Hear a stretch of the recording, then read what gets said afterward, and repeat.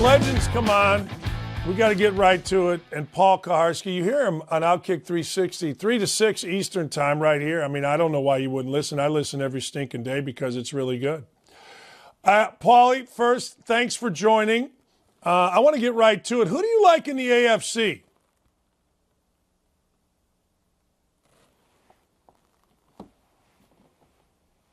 Which feels weird to say, but if you're forcing me right now, I'm going to take the Patriots, which is a little chalky.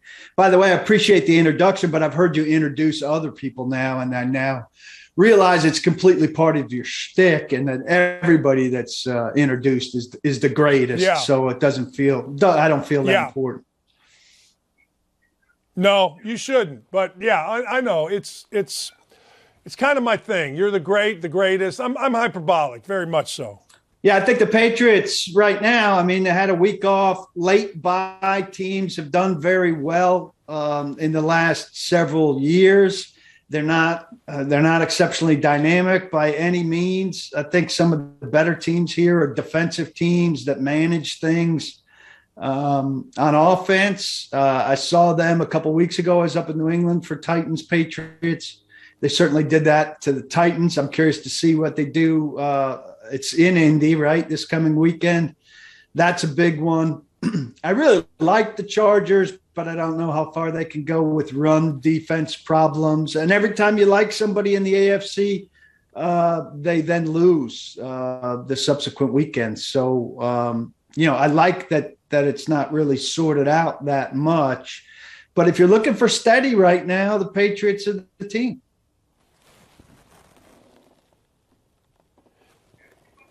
Yeah, ask you about my Colts. Where you at with them?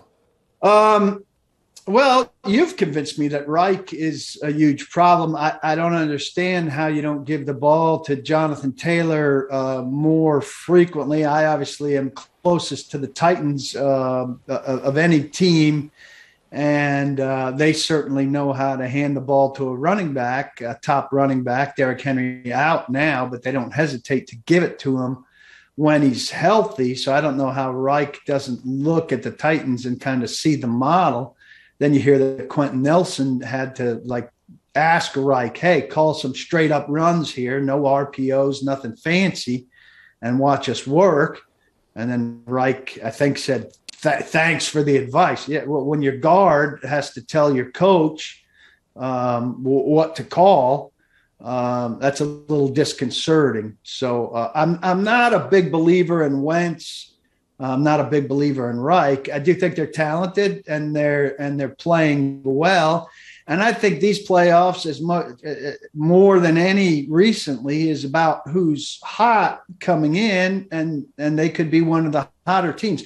I don't like the expanded playoff field, much the way I don't like the expanded playoff field in baseball, because I think it's too much about who's hot coming in instead of about who's been best over 16 or 17 or 18 weeks. And I'd like it to ultimately reward the team that's been the best as opposed to the team that happens to be the hottest in late December, early January. But that's increasingly what it becomes. What do you like in the NFC?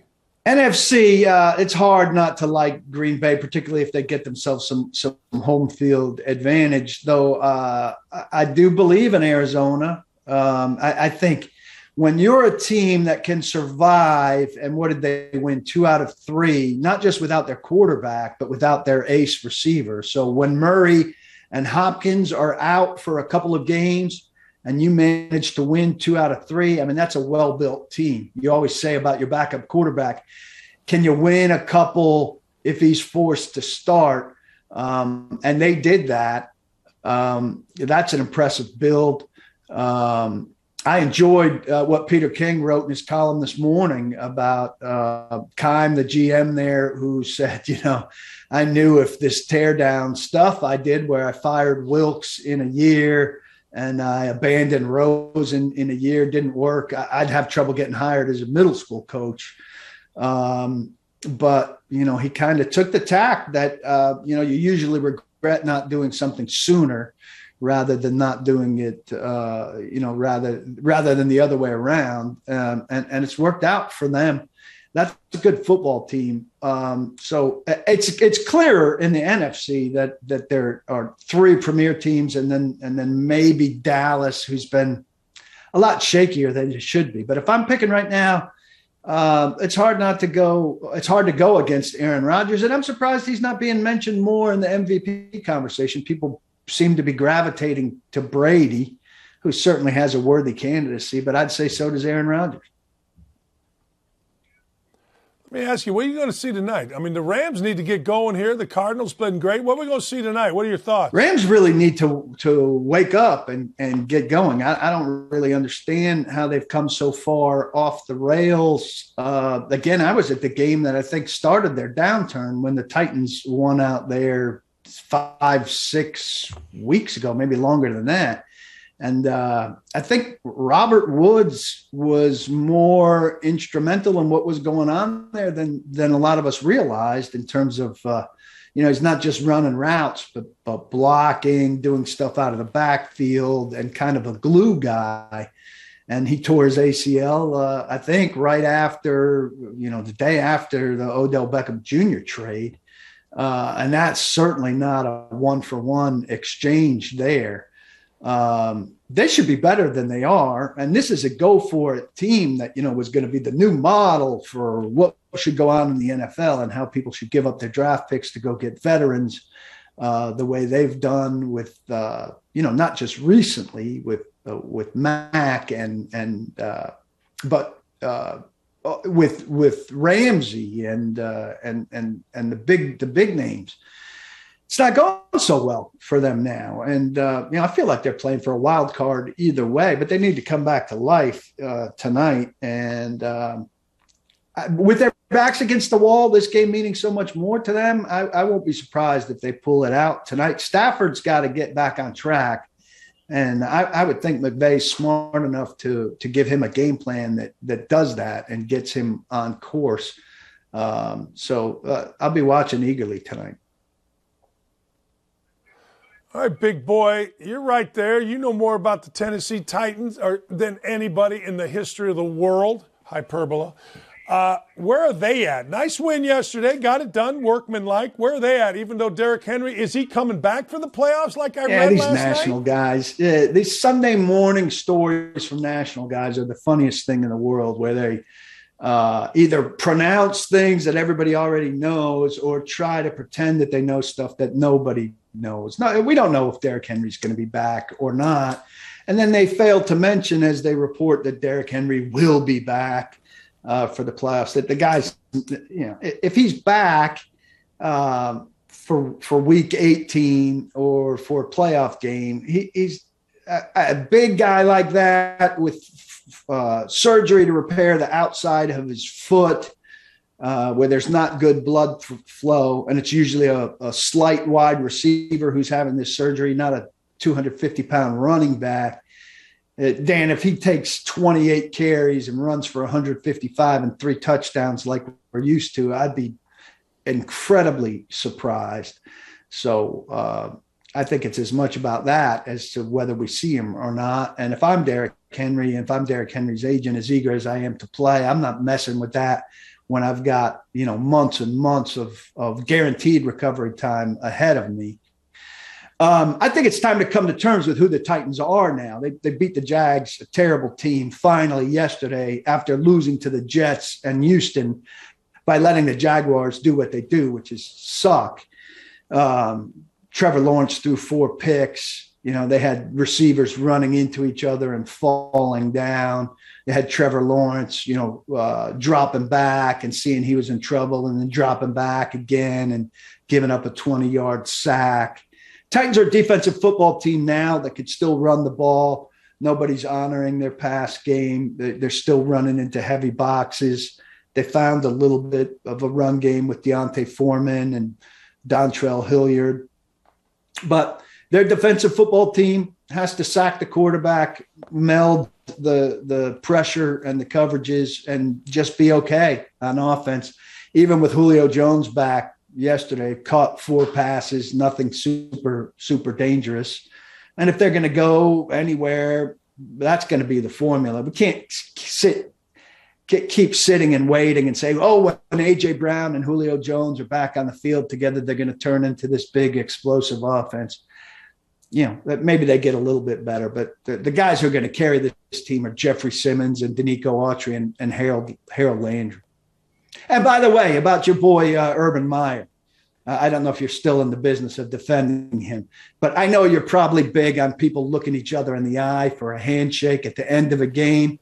And this guy didn't have the stones to look Mike Vrabel in the eye and shake his hand at the end of the game. So next time you talk to him, tell him, people are watching. Act like a man. I love when media guys tell guys to act like a man. That's my favorite thing. Act like a man. Yeah, act like a man, because you just get your ass beat, and the handshake determines whether you're a man or not. Yeah, that's like guys saying you're soft based. I don't know. I've got a 12-year-old son. Urban Meyer's a man. I mean, Urban Meyer has proven himself to be a pretty good leader, a pretty good coach, and a man over the course of a lot of teams. He and Vrabel don't like each other. He's a pretty good leader. That's why one of his best receivers is outside, has to be coaxed back into the facility. And that's why people are leaking stuff from his thing. I know. And you know what? I looked up old Marvin Jones. The world we live in makes Marvin Jones a hero. Hey, I got yelled at. I'm going to sulk. I'm going to leave the building. Oh, no, please come back. Look up Marvin Jones. Urban ain't wrong, man. When you're trying to change a culture, you got a lot of dudes that have never won nothing. There's a reason dudes have never won nothing. I know we always want to blame it on the coach or the assistant or the owner. The owner in Cincinnati's terrible.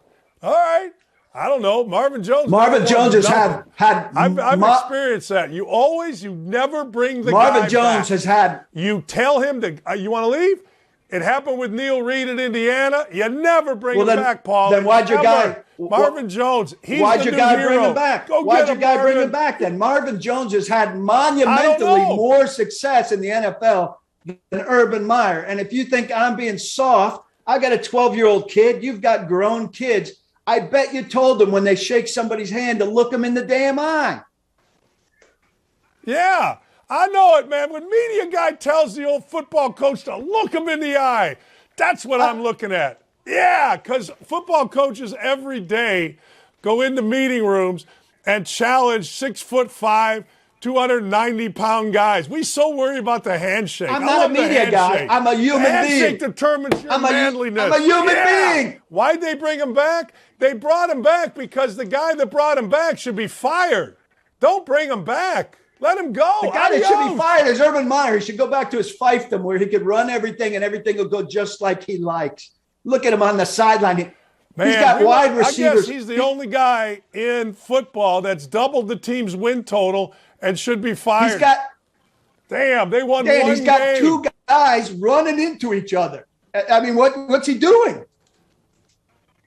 I don't know. He can't coach. I mean, 3 national championships. He can't coach. Because media in the NFL says he can't coach.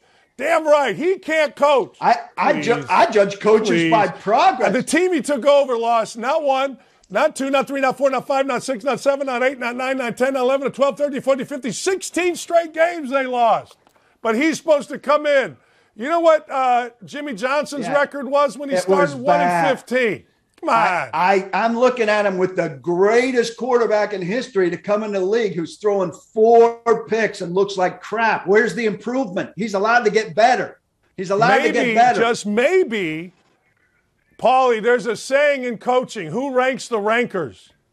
Last greatest quarterback in the history of football was Andrew Luck. Who was great. Last greatest quarterback. Always got the greatest quarterback in football coming in every 2 years.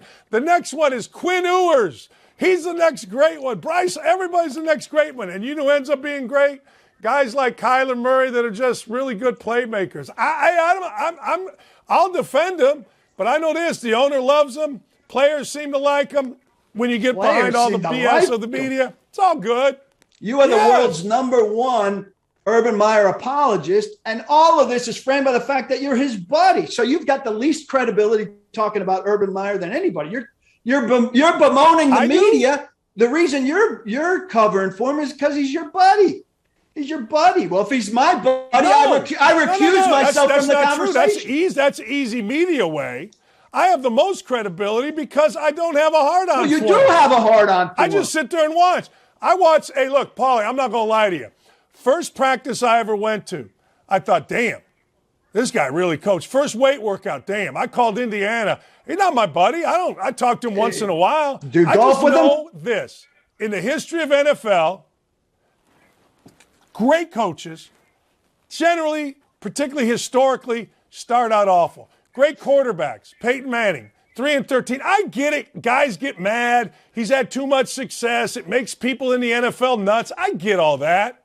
But actually, I got the most credibility because I got no dog in the fight. Well, you do have a dog in the fight. If I was going to talk bad about Urban Meyer, I wouldn't say anything.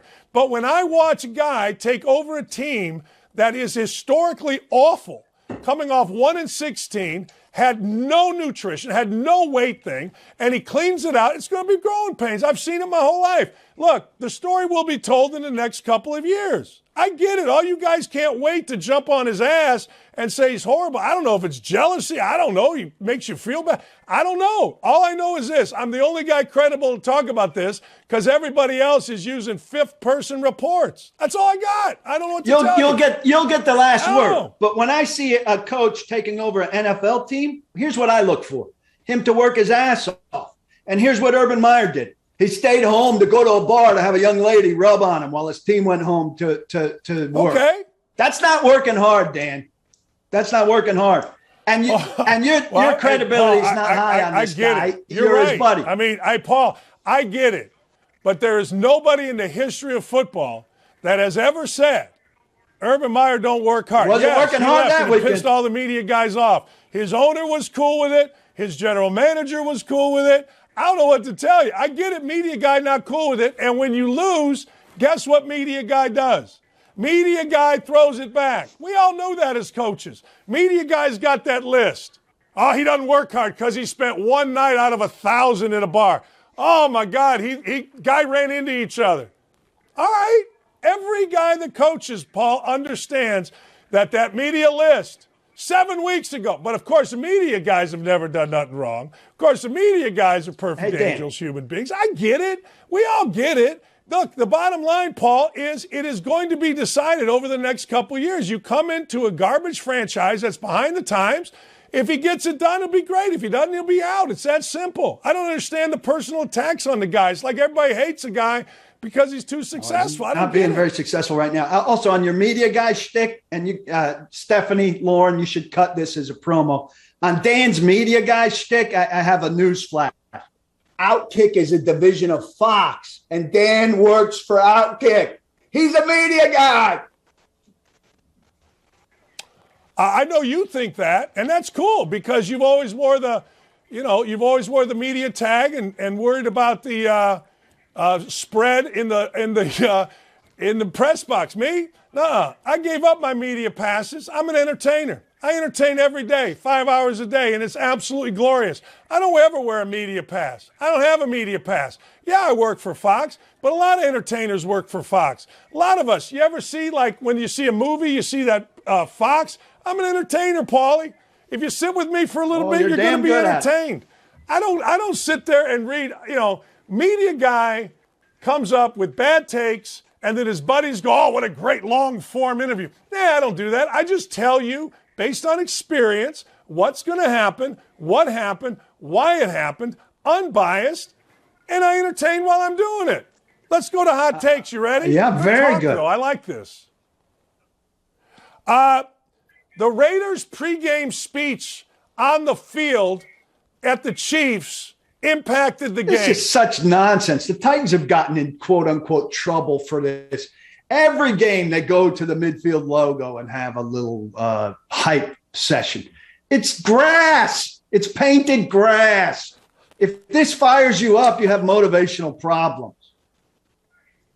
Right.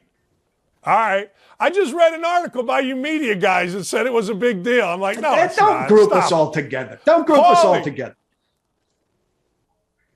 Paulie, the Denver Broncos are a legit sleeper in the AFC. I don't buy it. There are too many teams bunched up there.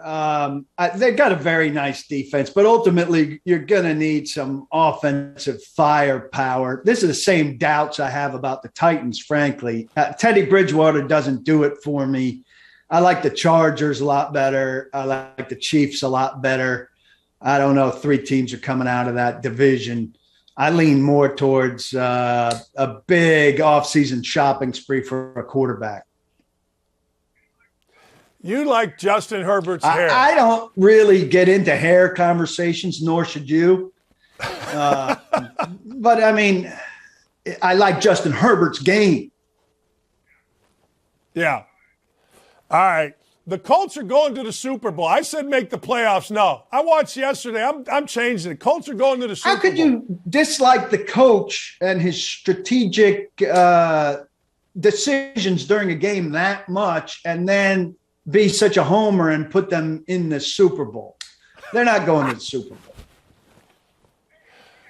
Hey, again, I watched those teams yesterday. I don't know. Paul, I'm not impressed with the AFC at all. And I think the Colts have speed, and I think they've got kind of I watch Hard Knocks. It's a hallmark. Let me be you about you for a second. Look at this guy. Kissing up to Ballard. Ballard's a nice guy, and Reich's a nice guy, and now this guy who pretends not to be in the media is picking the Colts to go to the Super Bowl. I mean, this is ridiculous. I don't do it as well as Withrow does it. Withrow would have really nailed it. No, but I deserve that. I deserve that because I just do. Jimmy G and the Niners are a threat in the NFC. Well, a threat to do what? I mean, I think they're a threat to go to the playoffs and maybe win a game. I don't think they're a threat ultimately to go on the road and win at Lambeau or in Tampa or in Arizona with playoff stakes. So I think they're a mid-tier playoff team, maybe. And by the way, it's about time that they look like the team everybody thinks they are. Talk about media worship. I mean, the media loves Kyle Shanahan, and Kyle Shanahan has not produced to the level of expectations for quite some time. And they're finally doing it again. George Kittle, largely thanks to George Kittle, who's just insane yesterday. Why do you media guys crown these coaches? It's the nature of the business. Stop lumping me in with everybody, for starters. Part of the reason is because, hell, you say it on your stuff all the time. Like, Reich is very good to Indianapolis media, it sounds like. And so they develop a pretty comfortable relationship with him, and they don't want change. And they want success for him. Meanwhile, here we have Vrabel storm out on us on Friday because we dared to ask him about a big new acquisition in Tennessee, and he told us not to ask him about him. And we continued to ask him about Zach Cunningham because we thought it was worth talking about.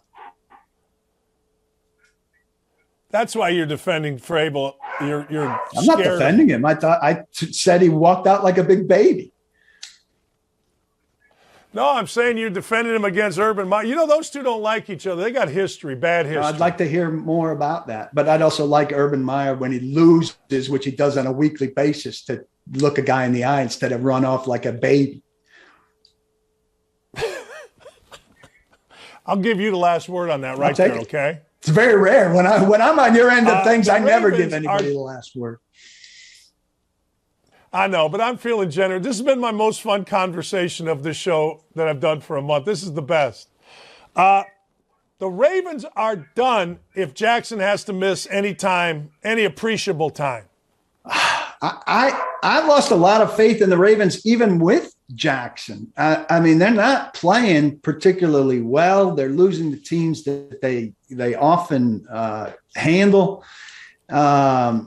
I don't know. Last I saw, it was a sprained ankle. I imagine there'll be more that comes out about it today. But they are not steady as they usually are. That division is really quite a slugfest. Titans are going to Pittsburgh next week, and Pittsburgh has to feel like it has life with that tie at the end of its record. Maybe, ends up benefiting it instead of hurting it. Yes. But I was impressed that Cleveland came back to show life. They were actually favored in that game, and we were talking about why we couldn't understand why. We saw why. Mark Andrews had a heck of a game, but I think with or without Lamar, I am not a big Ravens buyer, and I was for a time. I jumped on them for Super Bowl team for a while there. They don't look like that now. They're having trouble scoring and managing games. They're just not as good. And look, you can insert a lot of teams into this. They're just not as good as it seemed like they were going to be. They certainly need him to be healthy. And I would imagine this thing's going to limit him even if he's back. So that's definitely going to be one of the big stories, intriguing stories the rest of the way here. Who you like tonight? Who you like? It's 2.5 point spread. The 2 point. I foolishly keep picking the Rams, and I think this is one of those games where the Rams are desperate. They saw what San Francisco did yesterday. I think they. I'm not positive they had a bye last week, but I think they just. It's kind of a now or never thing for some of these teams, and the Rams have to get on track. And I feel like, I don't know, my gut says that the Rams wake up tonight, but my gut also says that I'm relying on Matthew Stafford in a couple fantasy leagues, which I'm sure you love. So maybe that's me rooting instead of me being sensible about it. My gut says too many ribs, beer, and cake over the weekend, Paul. That's what my gut says. Paul, hey, can I still come on your show? Oh, absolutely. I'm going to have to force myself to watch some college basketball.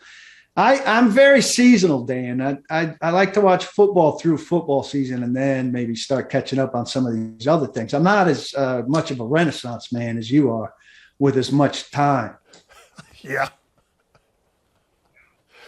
Yeah, I look at your background and I look at my background and I say to myself, who's the Renaissance man? Your background looks good. My background is made up and goes out. I go to an occasional concert. That's all. And spend too much money on a poster. I like those, though. Paulie, you're the best. My favorite conversation I've had so far because we got after it a little bit. Until you have the next conversation, and then that'll be your favorite conversation. I know how you would.